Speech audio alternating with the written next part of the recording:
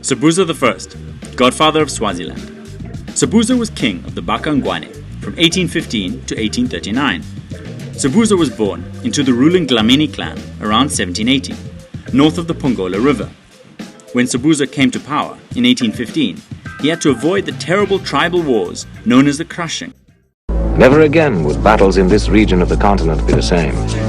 For Shaka was about to begin what was to become known as the Mfecane, a reign of terror that would be unparalleled in Africa's turbulent history.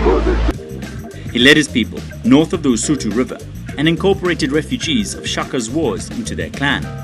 In the 1820s and 1830s, Sobhuza extended his power and lands to cover most of what is now Swaziland, and fought off Shaka's invasions in 1828 and 1836.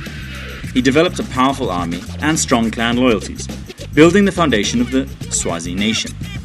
Sobhuza led his people back across the Usutu to settle in the Ezulwini valley, now the capital of Swaziland, at Lobamba. Sobhuza died in 1839, succeeded by his son Mswati.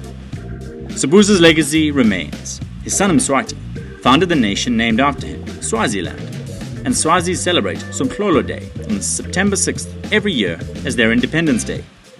Never forget Sobhuza I, Godfather of Swaziland. And don't forget to like and subscribe to Manic Minutes.